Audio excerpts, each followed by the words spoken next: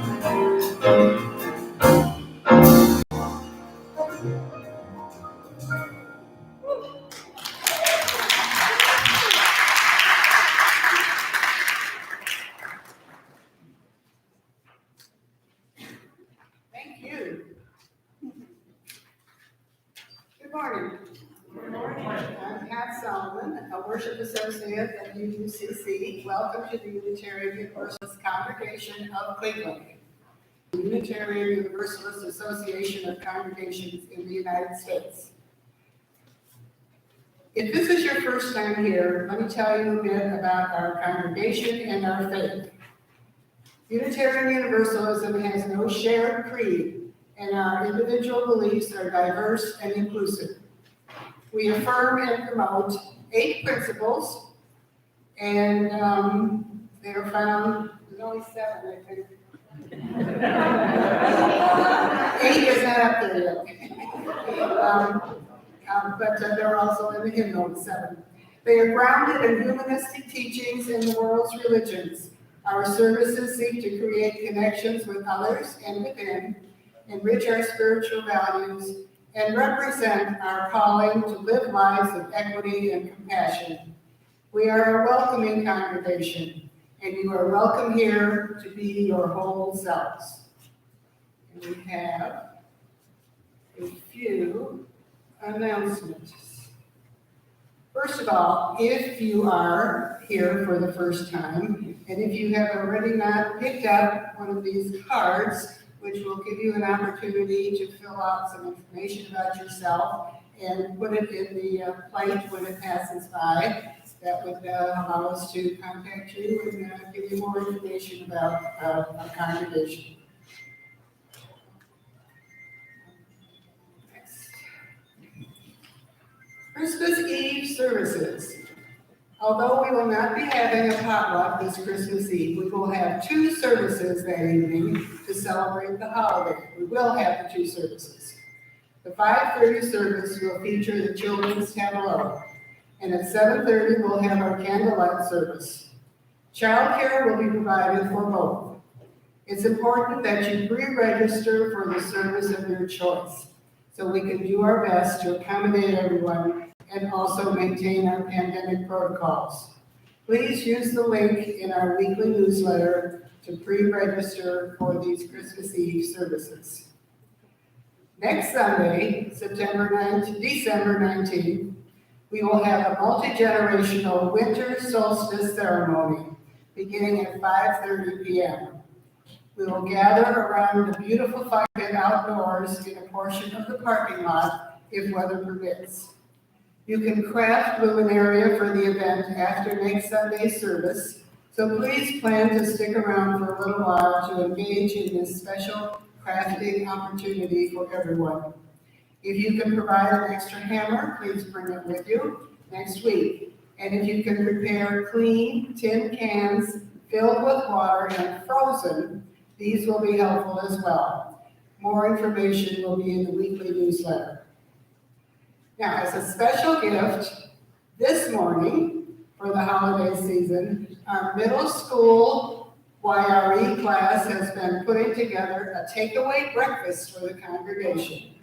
Since we have a bright and sunny day outside, and because we are being very careful about social distancing and the tendency to clump in groups, they will be passing out food outside the doors to the parking lot.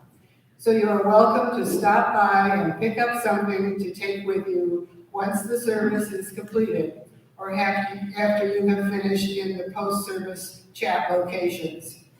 And let's all say thank you to the middle school class for their generosity and for sharing the spirit of giving this morning.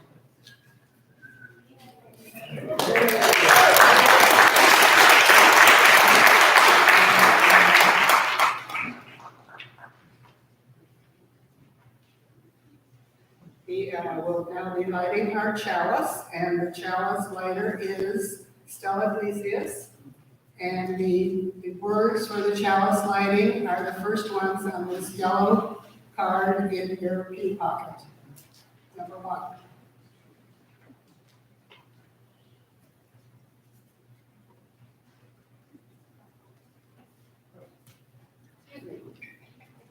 The words are, read together.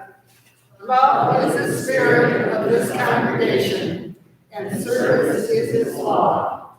This is our great covenant, to dwell together in peace, to seek the truth in love, and to help one another.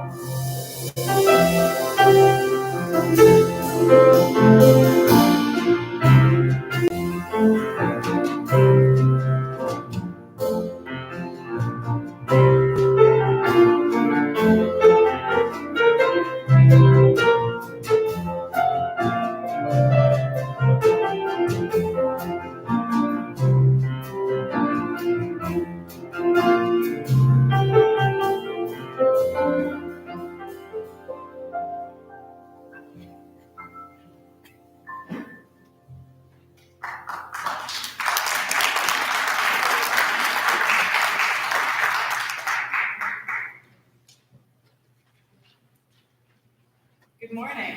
Good morning. My name is Stella, and I'm honored to be a part of your Festival of Lights observance this morning. The pagan celebration of Yule is one of the oldest winter celebrations. Ancient people spent most of their times outdoors, so the cycles of nature played a very important part in their lives. Because of this, many ancient people had a great reverence for and even worshipped the sun.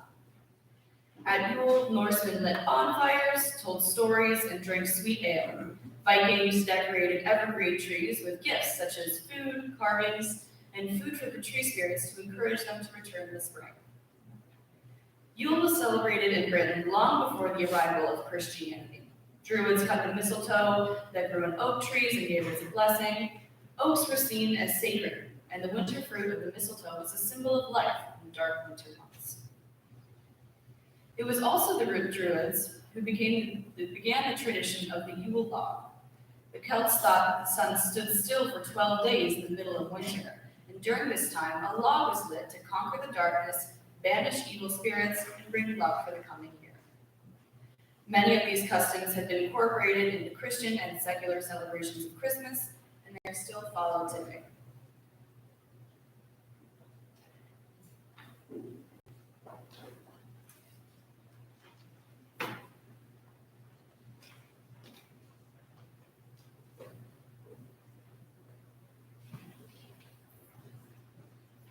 In just a few moments, we're going to be singing our opening hymn, O Christmas Tree, and you can see that the words are in your order of service. Don't look for it in your hymnal, it's not there. But in between now and then, I invite you to respectfully, mindfully greet one another. Please be aware of our safety precautions and protocols that are in place. Now is a good time to do a quick mask check and make sure that everything is right where it needs to be and nothing is, sneaking out the top or the side. And also please be aware of where you were seated, and your surroundings, and am I at or at least close to a blue box, all of those kind of things that we're doing to care for one another in these unusual times. So with that in mind, please take a few moments now to greet your neighbor mindfully and respectfully.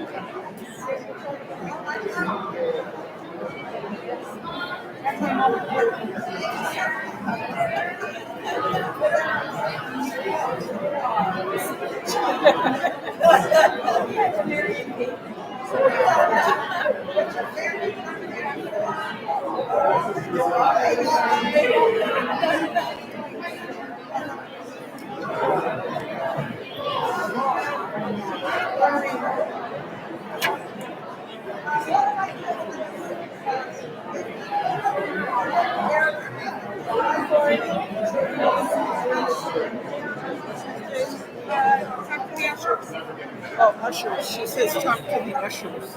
They're probably in the back.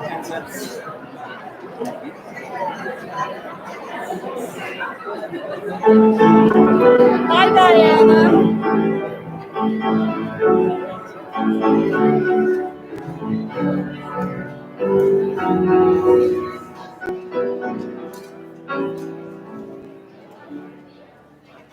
Christmas tree, oh Christmas tree, fill my heart with music.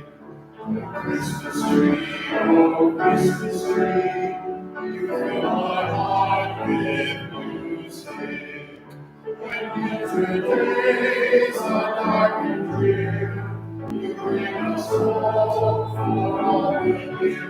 Oh Christmas tree, oh Christmas tree, with what delight I see. Christmas tree, oh Christmas tree, you bring a joyful message. Christmas tree, oh Christmas tree, you bring a joyful message. That faith and hope shall bloom to bring us light in winter's gloom. Christmas tree, oh Christmas tree, you bring a joyful message. Please be seated.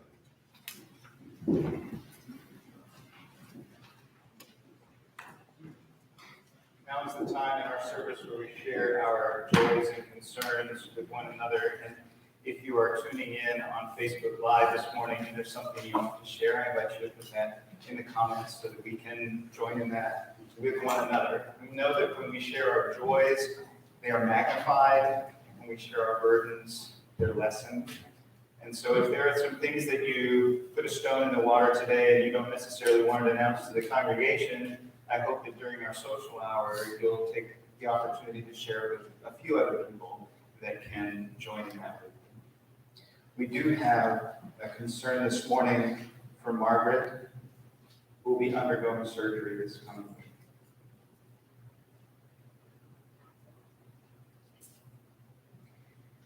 We also have a stone of gratitude for the beautiful music in this morning's service.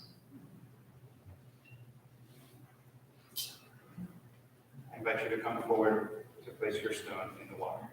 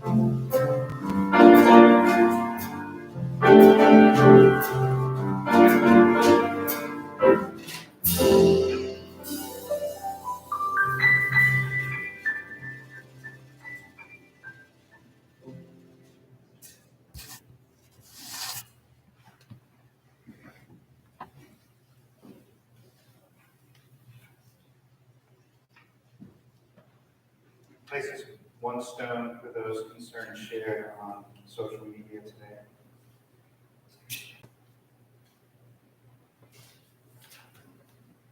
Another stone for those joys or concerns that, for whatever reason, we keep close to our hearts this morning.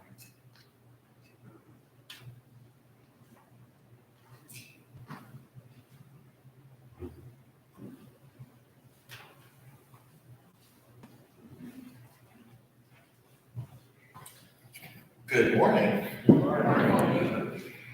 was only a few weeks ago my Carney started attending a service when I heard the possibility that Vince Guaraldi and the Charlie Brown Christmas music was in the mix. I couldn't have been more excited.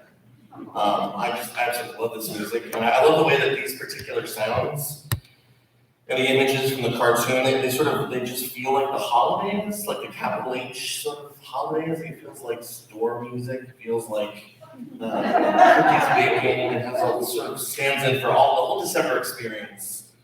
Especially I love the fact that this thing that they created, both the music, the story, and the sort of modality of the Peanuts group, it's somehow made the sort of this message really appropriate to both adults and children. I think this was really aimed at everybody. And one of the things that's remarkable about that is, if you think to the actual program, it let people know that it was okay to have different experiences of the holidays. Obviously, there is a sacred message in the Charlie Brown Christmas special, but there's also this really cathartic and profound thing about sadness being a big part of the story of the holidays, and having other feelings like frustration and anxiety and uncertainty, uncertainty about what you're about and what your life is up to, which is, that's a lot for a 25-minute jazzy cartoon from 1965 to manage. That being said, for myself, the one really profound thing that I hold on to from the special isn't actually particularly holiday related, but it's deeply the thing I carry with me the most. And it happens in that scene in the special, if you remember, and you've seen it before, where Charlie Brown, and the whole point is he's going to take over the Christmas play because he's feeling sort of down in the dumps, and the idea is he's going to kind of get involved. He's going to do something. He's going to participate. So he takes over as the director, and he shows up to the rehearsal. And he shows up, and there's like a party happening. All the Peanuts characters are there, and they're dancing, and they're letting loose. It's especially memorable because they all dance in like maybe the weirdest possible ways you can imagine. Like there's not a single real dance step among this group of cartoon kids.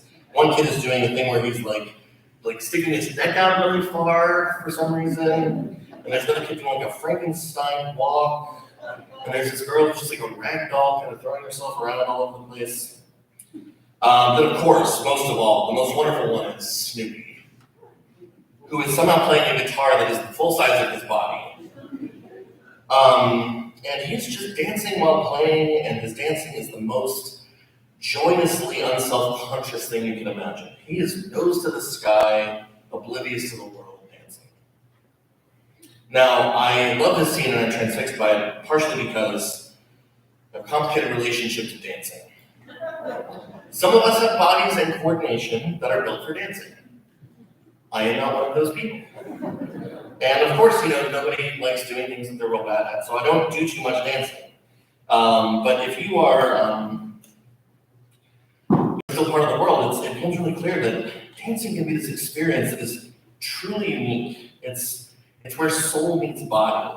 And the very material and physical attachments are sort of rooted in pure joy and a sense of release. For myself, I actually learned most about this when I actually was traveling in India. And India has this extremely evolved culture of dance. And as I was learning about that, and it was being explained to me while I was there, Indian culture, dance has this vocabulary, this context for performance. And I learned that dancing there was a thing where there were elements in people's experience and part of their religious identities that couldn't be expressed outside of dance. That was the only way they could communicate it. We'll talk about sacred and the profane. Dance in India can be holy and festive, but also emotional and romantic and mythical and 1,000 other things. So as a non-dancer, the Peanuts, when I watch Snoopy being Snoopy, and I watch those images of those children in these throes of joyous dance, I'm not saying I'm ready to go full Snoopy, but I do see something to aspire to. The kind of perfect, pure joy that allows you to get past yourself and to find a deeper connection. And if Snoopy can do it, I certainly know it's worth a try. So with that in mind, thank you so much for this morning.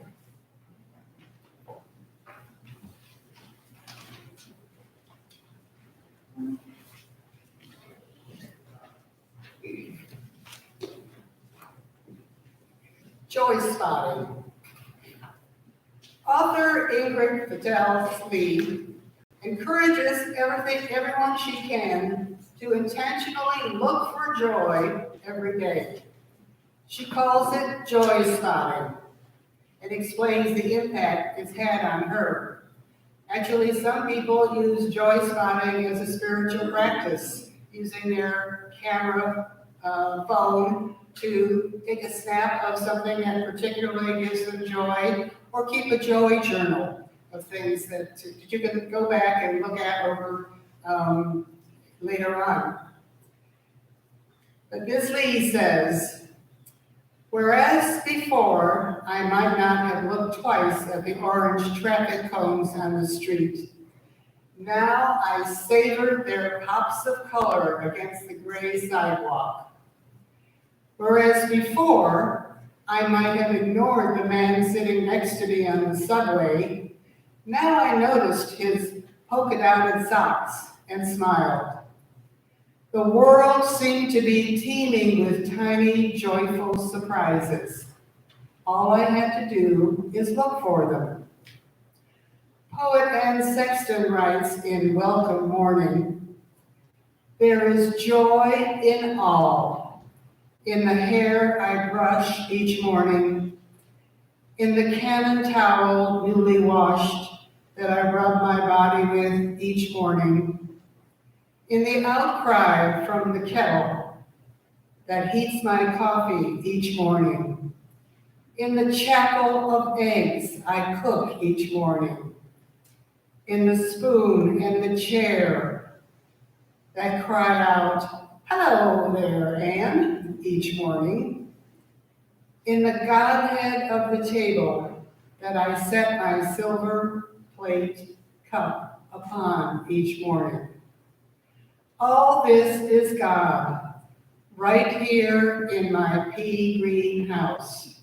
Each morning, and I mean, though I often forget, to give thanks, to faint down at the kitchen table of rejoicing, as the holy birds at the kitchen window peck into their marriage of seeds. So while I think of it, let me paint a thank you on my palm for this God, this laughter of the morning, lest it go unspoken. The joy that isn't shared, I've heard, dies young. And this way of engaging our days also echoes in Mary Oliver's arresting poem, Mindful, in which she writes, every day I see or hear something that more or less kills me with delight, that leaves me like a needle in the haystack of light. It was what I was born for, to look, to listen, to lose myself inside this soft world, to instruct myself over and over in joy and acclamation.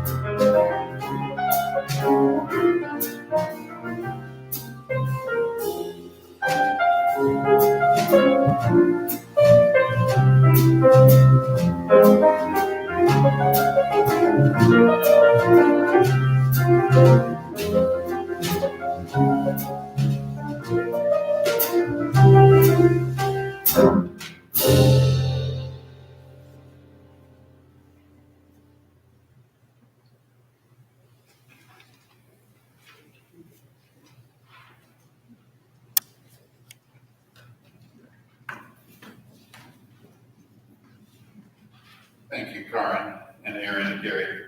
It's my kind of musical meditation. Our collection plate today is going to go to a new fund, which is called Change the Tune Cleveland. Now, this fund came out of a number of places, but really the beginnings of it, financially anyway, came from one of our covenant groups, and giving in memory of Lee Shirk, a beloved member of our congregation who we lost earlier this year. And what Change the Tune Cleveland is all about, and will be all about, is about providing opportunities, paid opportunities for musicians from underserved parts of our community. So musicians of color and immigrants and others who might not otherwise have a chance to get out there and do what they love doing, and help financially support these people as well.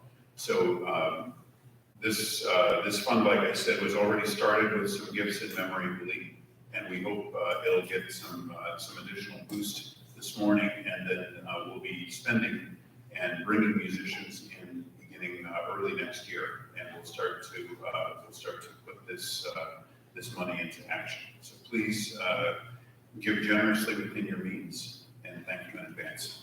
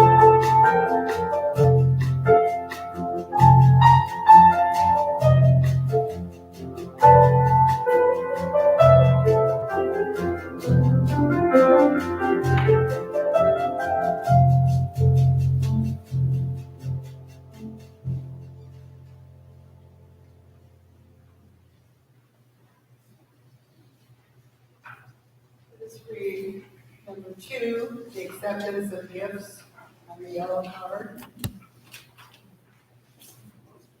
We offer these gifts with gratitude, and we acknowledge the constant gifts of time, talent, and treasure that strengthen and nourish this congregation as a reflection of our commitment to community within and without.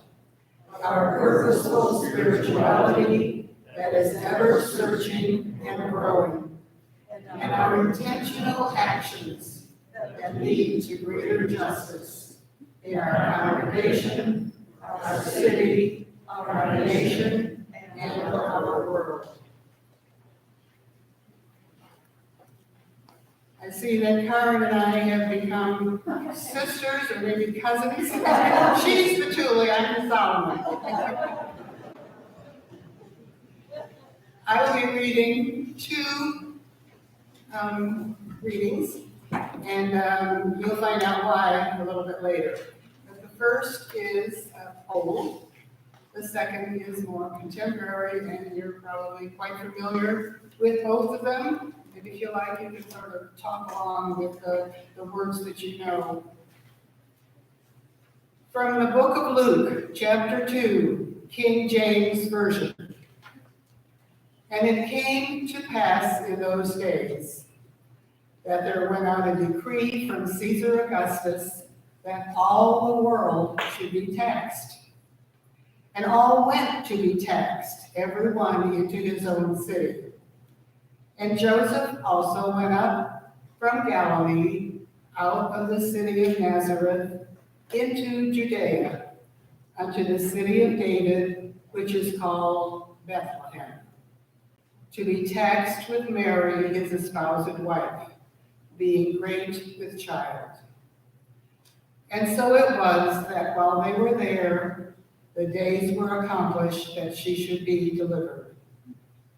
And she brought forth her firstborn son, and wrapped him in swaddling clothes, and laid him in a manger, because there was no room for them in the inn.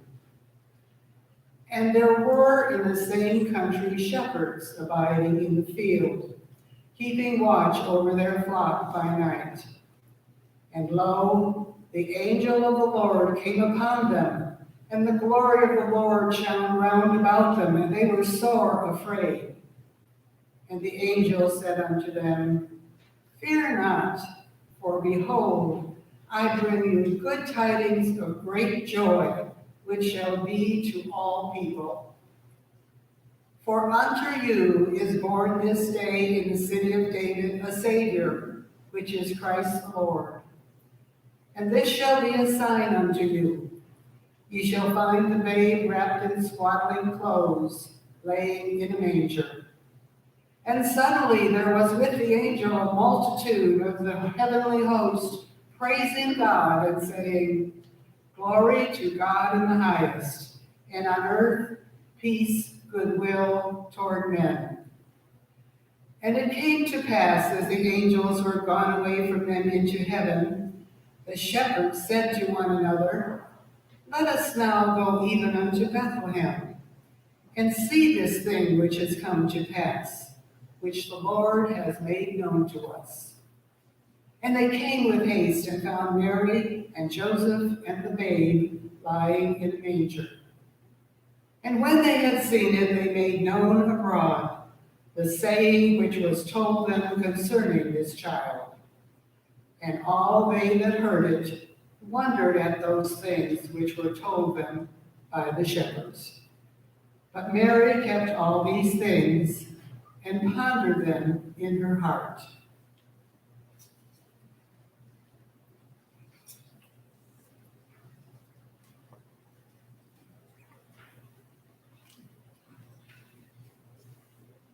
Pooh-pooh to the who's, he was freakishly humming. They're finding out now that no Christmas is coming. They're just waking up. I know just what they'll do. Their mouths will hang open a minute or two. Then the who's down in Whoville will all cry, boo-hoo. That's a noise, grinned the Grinch, that I simply must hear. So he paused And the Grinch put his hand to his ear, and he did hear a sound rising over the snow. It started in low, then it started to grow. But the sound wasn't sad. Why, this sounded merry. But it couldn't be. But it was merry, very. He stared down at Whoville. The Grinch popped his eyes. Then he shook. What he saw was a shocking surprise. Every Who down in Whoville, the tall and the small, was singing without any presents at all. He hadn't stopped Christmas from coming. It came. Somehow or other, it came just the same. And the Grinch, with his Grinch feet ice cold in the snow, stood puzzling and puzzling. How could it be so? It came without ribbons. It came without tags. It came without packages or boxes or bags. And he puzzled 3 hours till his puzzler was sore. Then the Grinch thought of something he hadn't thought before. Maybe Christmas, he thought, doesn't come from a store. Maybe Christmas perhaps means a little bit more. And what happened then? Well, in Whoville they say that the Grinch's small heart grew 3 inches that day. And the minute his heart didn't feel quite so tight, he whizzed with his load through the bright morning light, and he brought back the toys and the food for the feast. And he himself, the Grinch, carved the roast beef.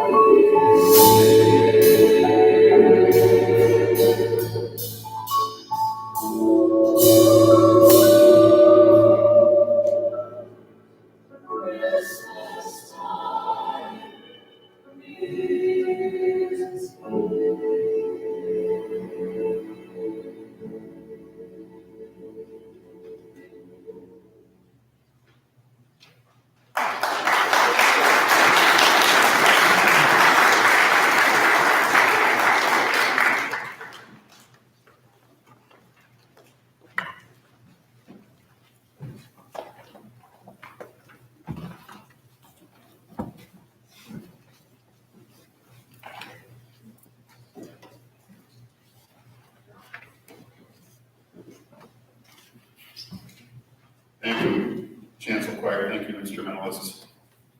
Feels a little strange to me, probably to you too, to hear that song performed by adults. I associate Christmas Time is Here with a children's choir, and I suspect most of you do as well.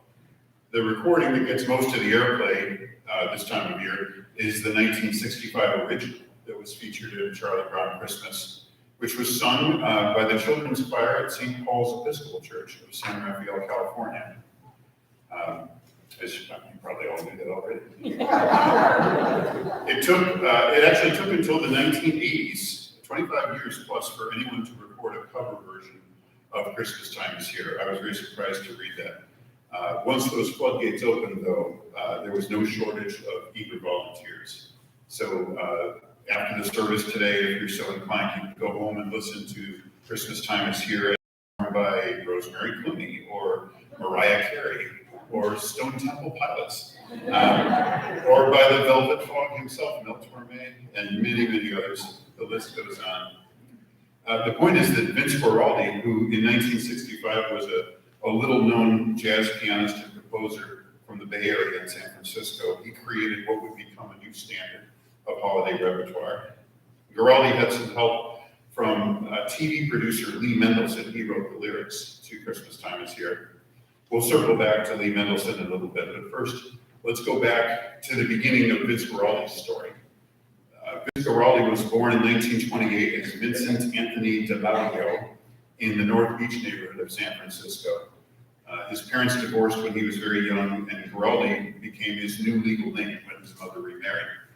Vince grew up, graduated high school. He served as an army cook in Korea, and eventually he came back to California, where he started playing piano in clubs with various combos. By the end of the 50s, he was, locally at least, successful enough to form his own group, which he appropriately enough called the Vince Guaraldi Trio. And that trio cut a few albums, had some modest success in the Bay Area, but their breakthrough came in the early 60s. Guaraldi was significantly influenced by the Brazilian jazz style known as bossa nova, and he often wrote music in that style. His record company was all for this because bossa nova and other forms of Latin jazz were rising in popularity at that time, and had created some really successful albums for other people. So both Guaraldi and his label had high hopes when they released a new single in 1962 called Samba de Orpheus. But Samba de Orpheus got lost in the ocean of other bossa-inspired jazz tunes that were out there. And that might have been the end of the story, but there was a B-side to that record, and radio DJs started to turn that record over and play the B-side, which was this breezy little tune called Cast Your Fate to the Wind, appropriately enough. And you heard that earlier today as our call to worship. This song, Cast Your Fate to the Wind, like I said, appropriately enough, it became the turning point of Guaraldi's career. That song climbed all the way into the top 25 of the Billboard charts, of the Hot 100, not just the jazz charts. And it won him a Grammy Award for Best Jazz Composition. But after that, Guaraldi sort of began to fade back into relative obscurity until, in 1965, a young television producer, Lee Mendelson, remember, he was stuck in traffic on the Golden Gate Bridge in a taxi. What would come streaming through that taxi's radio speakers but Cast Your Fate to the Wind?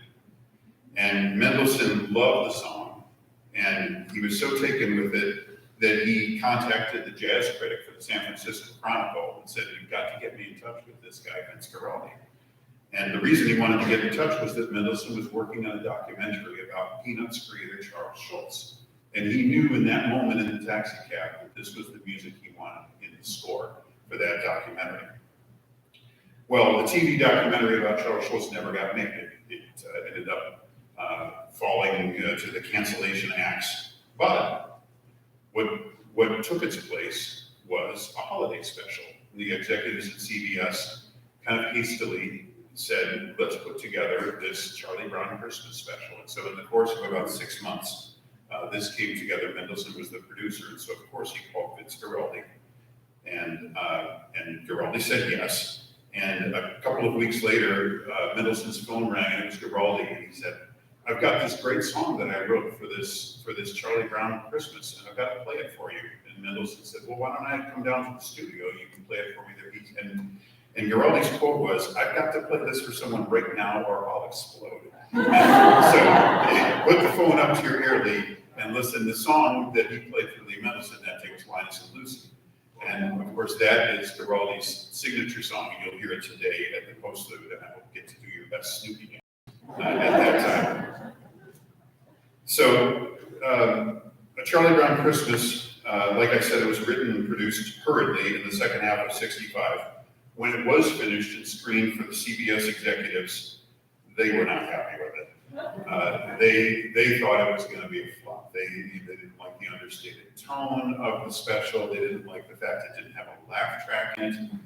They didn't like the deliberate pacing of it. And most of all, they didn't like the soundtrack. They said, well, this doesn't strike the right note for a children's program. But Mendelson stuck to his principles, stuck to his instincts, even called up Charles Schulz himself and convinced him to insist that Guaraldi's soundtrack remain intact. And of course, it did. And the rest is history.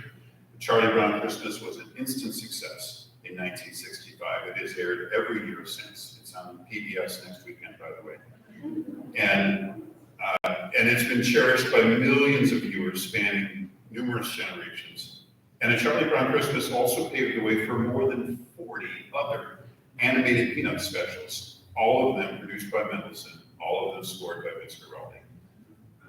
But of course, the other enduring legacy that grew from this story was the soundtrack, the music. Strange as it may seem for much of the TV audience that tuned in on December 9th, 1965, the soundtrack to A Charlie Brown Christmas was their first extended exposure to jazz for many of them. But they clearly liked what they heard. The soundtrack featured 4 Guaraldi originals alongside his jazz arrangements of traditional Christmas songs like O Tannenbaum and The Little Drummer Boy and What Child Is This? To date, that soundtrack album has been certified quadruple platinum, 4 million units plus sold. The album was voted into the Grammy Hall of Fame in 2007, and in 2012 it was added to the Library of Congress's National Recording Registry. The list of culturally, historically, or aesthetically important American sound recordings. Critical reception was mostly positive back in 1965, but now it's nearly universally understood as a jazz masterpiece. Here's a review in 2012 from LA Times jazz critic Chris Barton, or a portion of his review. Guaraldi showed how a piano, bass, and drums can capture a feeling and character in living color, particularly if those feelings are complex, conflicted, or even simply too beautiful for words.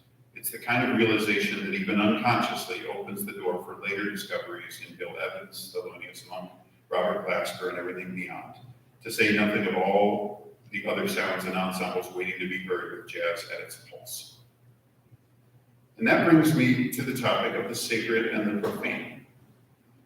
Now, for you youngsters, Stella, and others, to be profane, to use profanity, does not just mean saying those words that get you in trouble at home or in school. I hope you all won't be disappointed to learn that the title of your order of service does not mean that I'll be working blue this morning. In scholarly language, profane means anything that is not considered holy or sacred in a religious sense. So when viewed through that lens, you could say there are holiday carols that are specifically sacred, like Silent Night or Hark, the Herald Angels Sing.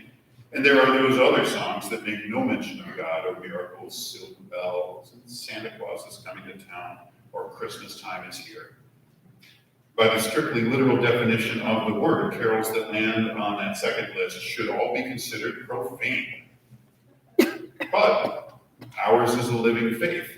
And our fourth principle, which made it onto the poster here, we've had that one for a while, free and responsible search for truth and meaning.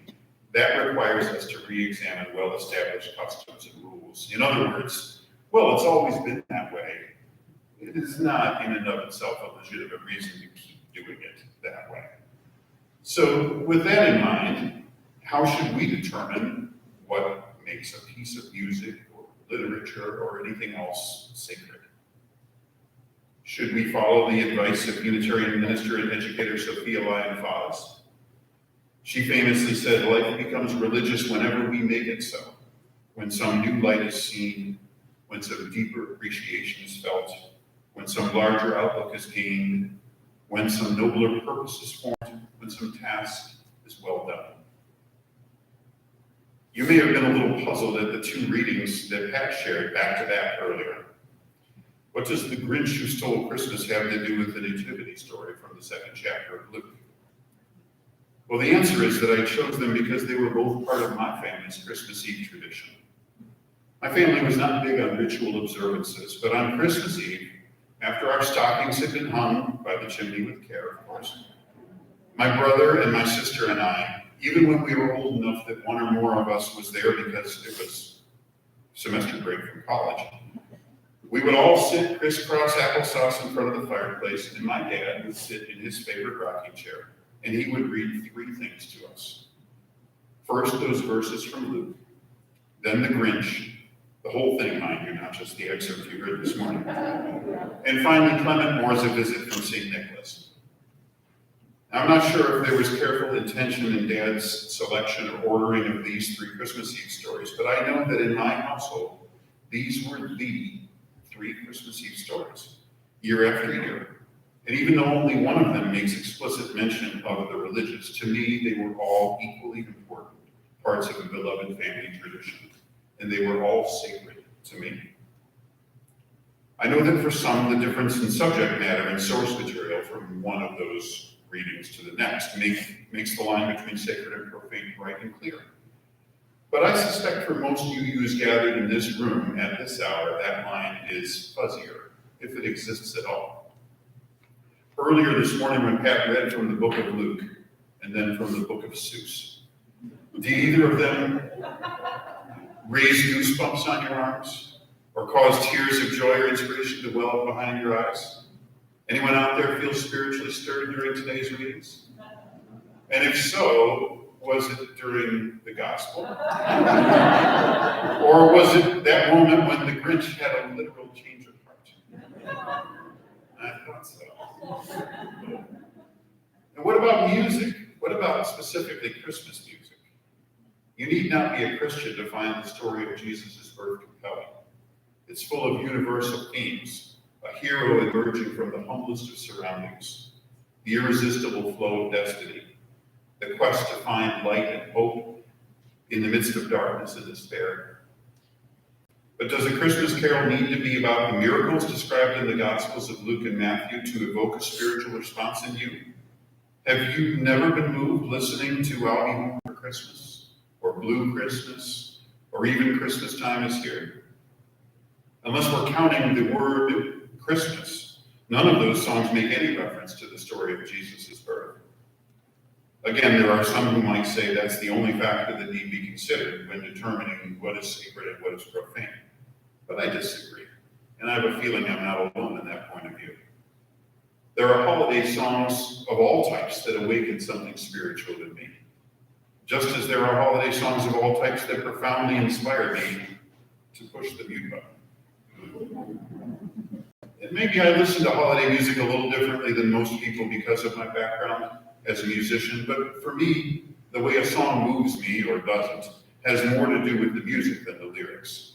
I could happily listen to the Vince Guaraldi trio play My Little Drum every day, 365. But I can think of other arrangements of the Little Drummer Boy that I'd opt out of ever hearing again, if only such a thing were possible. Like all forms of art, music is inherently subjective, so all of my opinions apply to me and me alone. What moves me to tears of joy might move someone else to the skip button, and vice versa. But however they're sparked, we've all had experiences that are not easily explained using our knowledge of science in the natural world. I would suggest that we remain open to these spiritual moments, wherever, whenever, and however they find us, especially during this time of year when life can be so frantic. The Dutch priest, author, and philosopher Henri Nouwen reminds us that each day holds a surprise, but only if we expect it can we see, hear, or feel it when it comes to us. Let's not be afraid to receive each day's surprise, whether it comes to us as a sorrow or a joy. It will open a new place in our hearts, a place where we can welcome new friends and celebrate more fully our shared humanity. I think Father Nouwen touches upon some capital T truth here. The way I see it, the sacred is all around us as we move through our day-to-day lives, although we often fail to truly stop and take notice. Here's my challenge to each of you. The next time someone asks, how was your day? Instead of fixating on that traffic jam or the printer that never seems to work right, or that new person at work or school that really gets on your nerves, think about where you encountered the sacred on that day's journey. Was it in the beauty of nature? Was it in hearing or reading something that inspired you to see the world in a different way? The first bite of a well-prepared meal, a well-crafted piece of art or cinema or architecture, in the touch of a loved one? Or maybe it was in a piece of music that momentarily gave wings to your spirit. Life is brimming over with opportunities to reach beyond the everyday, the ordinary, the profane. Father Nouwen reminds us that the responsibility is ours. Let's not brush aside beauty and wonder when they present themselves to us every day of our lives. My research didn't definitively reveal that Father Nouwen was a fan of Vince Guaraldi, although I'd certainly like to think so. I, for one, can vouch for the sacredness inherent in the juxtaposition of cool jazz and Charlie Brown. I wish every one of you all the joy and wonder your heart and soul can hold this December. And I hope that your spirit is moved by beauty and love and music this holiday season and beyond. And as Vincent Lee reminded us, oh, that we could always see such spirit through the year. Please join me in our closing hymn, which of course was featured in A Charlie Brown Christmas. Hark, the Herald angels sing. The words are in your order of service. Please rise as you're willing and able.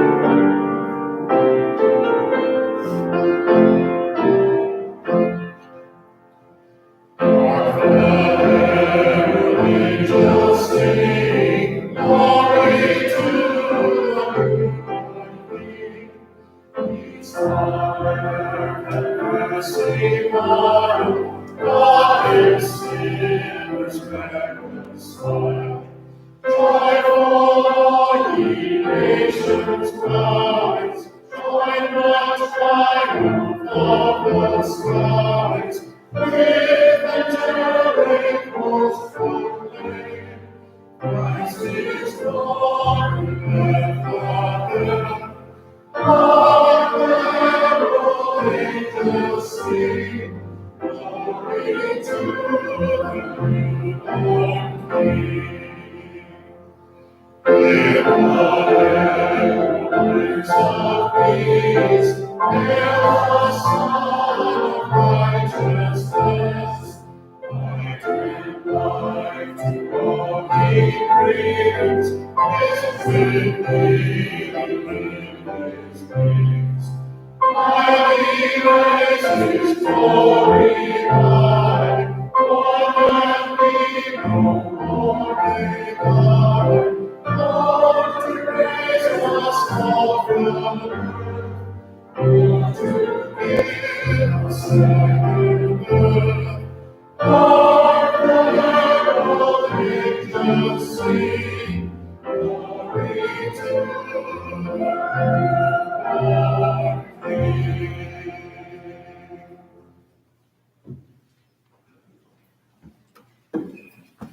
Thank you, Mike, and Karin, and Gary, and Aaron, and choir. Yeah, beautiful service. Some of you are going to want to stay around after and socialize with one another, and we are continuing our experiment in how we can do that safely. A lot of you received a yellow wristband when you came through the door this morning, and if you did not, and you want to stick around, there are more yellow wristbands out this exit. If you are going to stick around and socialize, please make sure everyone in your pod has a wristband. Once we run out of yellow, we'll switch to red, and there are red over there too, but we're going to use all the yellow ones up first.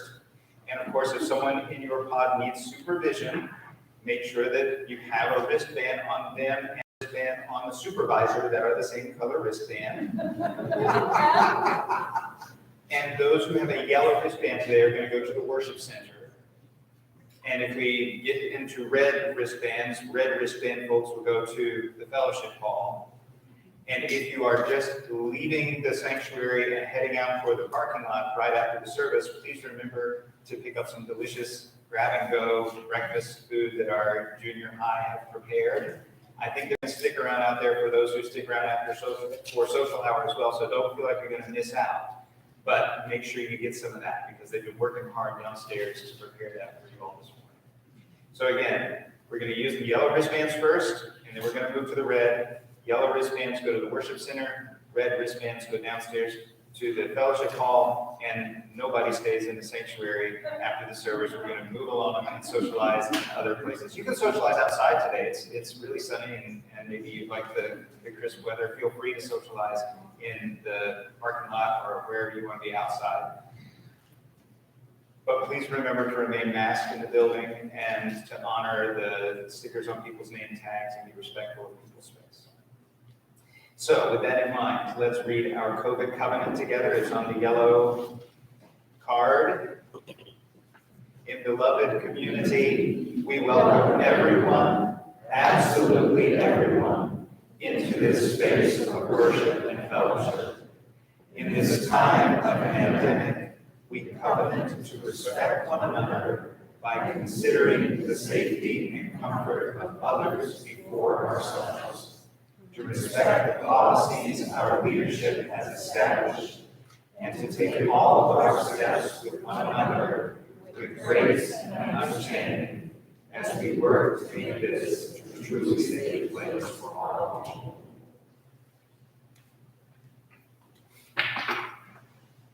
Our closing words come from Sarah York. We receive fragments of holiness, glimpses of eternity, brief moments of insight. Let us gather them up for the precious gifts that they are, and renewed by their grace, move boldly into the unknown.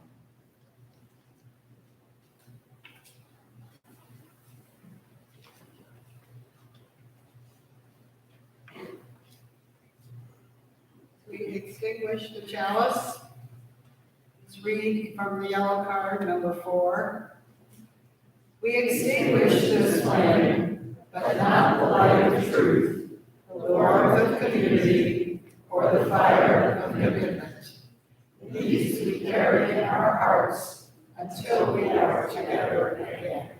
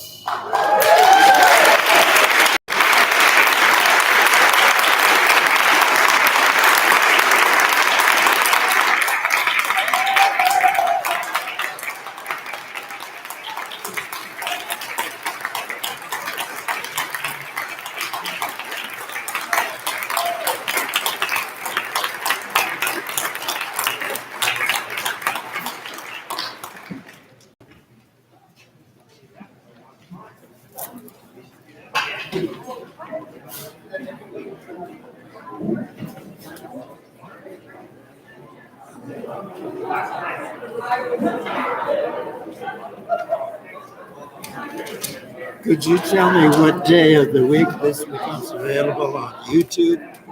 It's on YouTube now. Live now, but Right after. if I went home and tried YouTube, would it be there? I didn't know that. And at home, you can actually watch church as it's happening, right? Have you done that?